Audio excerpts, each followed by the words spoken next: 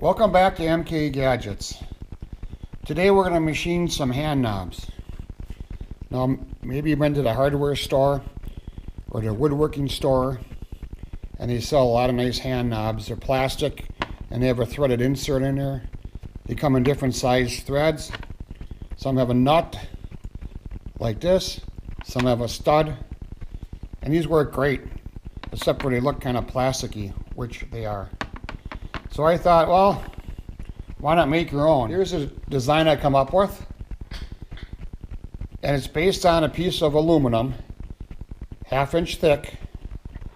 And I start out with a piece 2 inches by 2 inches. And the first thing I do at the mill, I drill 4 holes in it. And the center hole is 1/4 and that's going to be for a fastener. Either a stud or it will thread onto a stud. And the 4 other holes are manufacturing holes and they're 832. And they're blind holes so you won't see them in the top. With this one I drilled through and I thought, it looks a lot better if you don't drill through it all. You make them blind. These two, I made the manufacturing holes blind, but I have a through hole, and I thought it would look nicer if everything was with a blind hole. So I drill these out and thread them, and I use this fixture plate, which is made out of 1/2 inch aluminum, 2 by 2, and I'm going to use 2 screws to hold it in. I made 4 manufacturing holes in case when I'm tapping, this is a kind of small tap, if I would break it, I can just use the other holes. The first thing I like to do is just draw a part, make sketches, throw some dimensions, and then here I got my drill order, my order of operations, drill, mill, and mill again for the chamfer. And here I'm calling out center drill and how deep to go. So once I get things figured out on paper, I take it to Fusion 360, and here's a picture of the part, and here's showing the drill sequence. We're coming down, we're drilling 5 holes. The next operation we're going to do, so here's a picture of the contour we're going to do. And then the third and final operation, this is the contour we're going to chamfer. This is how I modeled my tool path. Fusion 360 has a free version for the hobbyist. There's a lot of YouTube videos on how to use the software. I find it pretty easy to run. Alright, the first operation is center drill. So I'm going to center drill all 5 holes.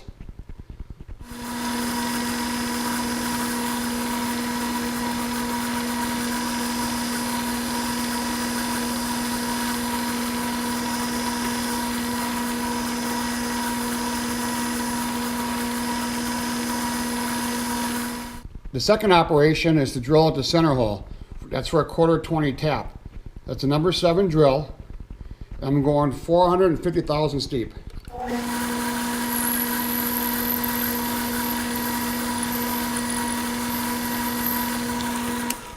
The 4 manufacturing holes get drilled with a number 29 drill.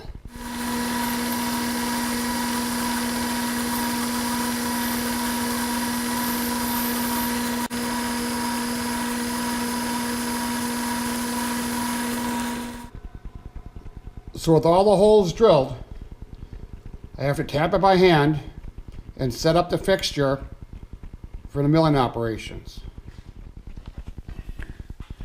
So after coming back from the Bridgeport, drilling the blank, you can see the 4 holes are drilled and I already tapped them, but I just want to show you this. This is a really nice tapping guide.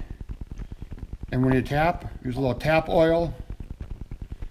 But this guide gets you going nice and straight. You can kind of see it forces the tap to go in straight. Otherwise you're going crooked and then you can break the tap or have a crooked hole. And if you get a lot of work into these, you don't want your holes to be crooked. So I tapped the 4 small holes, 832, and the center hole, a 1/4 20. And again, I use this as a tapping guide. I think it's designed as a drill guide because these are all marked out in drill sizes and inches. And it's got a V-notch on the bottom, so if you want to drill on a round surface. And sometimes when you tap with a blind hole, you can't get the chips out. So I took a paper clip and I bent a little hook here. I don't know if you can see that at all. It's really hard to bend that hook real short. So bend it the best you can. Take it to a belt grinder and just grind back the hook to get it as short as possible so you can go in there and dig out chips. This works pretty good. Sometimes it's a little putsy. It's always best to have a through hole, but in this case, I didn't want to do that. And let's mill the profile. We'll see you back there. Okay, at the Bridgeport, we got a 2-flute high-speed end mill in here, 1/2-inch diameter. Now this is going to cut 33 passes around. It's going to take a while, so I'm just going to show a few passes at the beginning and like the last pass. All right, here we go.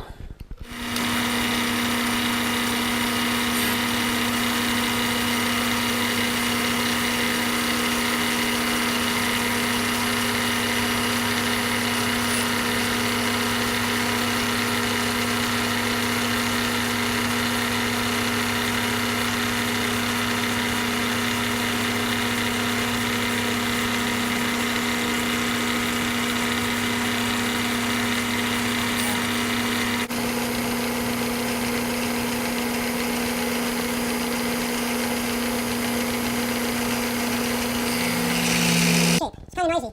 This thing takes pretty long to do this. I'm doing it in one depth of cut. My mill is only 2 axis, so that's what I gotta do. My in feed is at 25 thousandths. My RPMs is at 200 thousandths, and my feed rate is 7.5. I'll turn it on here, get flow out, and we're about halfway through, and I stopped it just so you can see we're starting to take shape. It's kind of noisy. This thing takes pretty long to do this. I'm doing it in one depth of cut.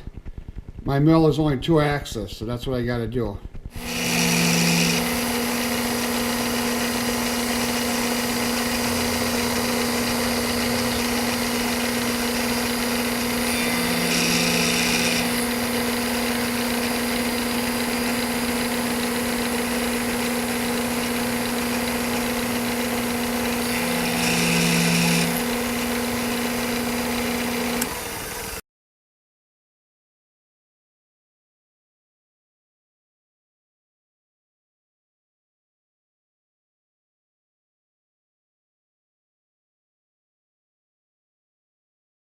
So that's one pass of the 33.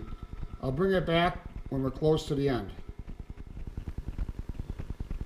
So I stopped it. We got a couple more passes to go, but you can kind of really see the shape of it here. I vacuumed everything up just to make it a little clearer.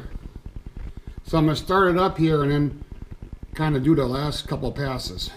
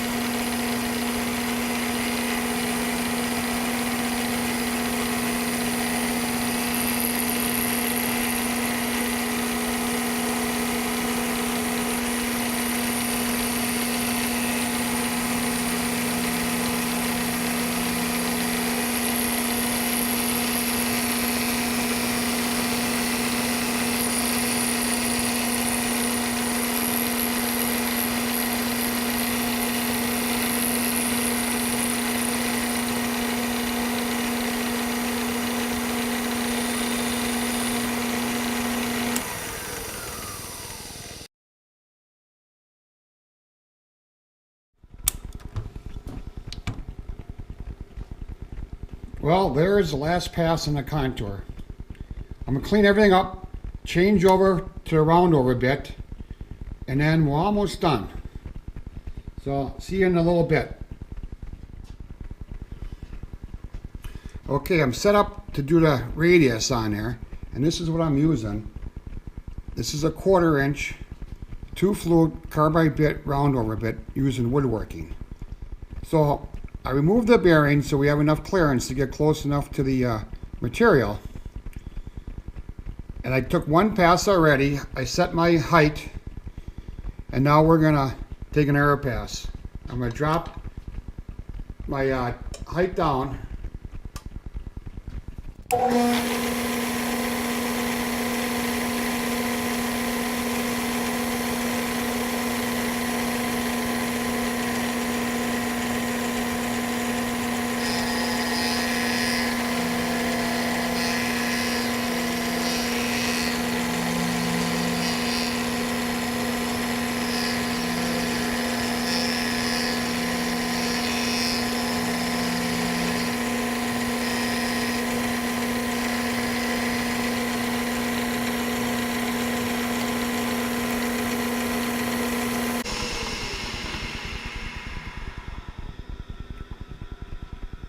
Not too bad, huh?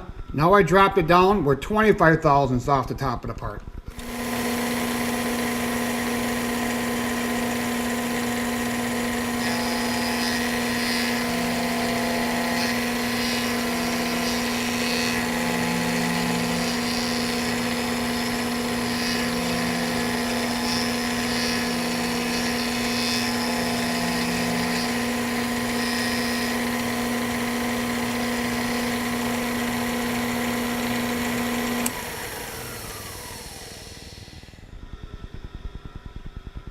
Well, that's the last pass. You can see the round over really makes it look nice.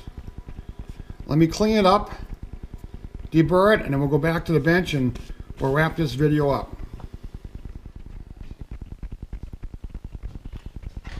So here's the part. All I did was wash it off and wipe it with a rag. I didn't do any polishing.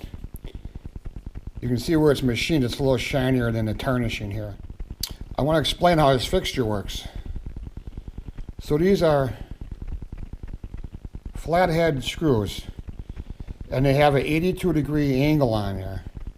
And the holes are a little bigger than the thread size. So when you tighten this up, the screw will find the center of that hole. It'll do it on both of them. So that will hold the part that you start out with, the blank, to the fixture in the center. And they'll hold it down tight. So that's what the manufacturing holes are for. And like I said, I drilled and tapped all 4 of them. I only used 2. That way, in case I would break a tap off in there, I can still use the part. So here's one I made earlier. And here's a brass bolt I cut off, and I made a set screw out of it. So this is the kind with the stud, like the store-bought one.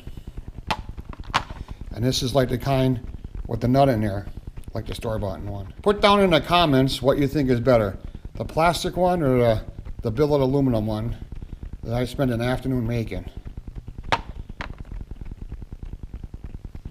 So this is MKE Gadgets, and today we made a hand knob out of a billet aluminum. Used a couple different operations. We used some software. We used a milling machine, drilled, milled, and then rounded it off with a radius woodworking bit. I'm very pleased with how this turned out. So please subscribe to my channel. Please tell your friends. MKE Gadgets out.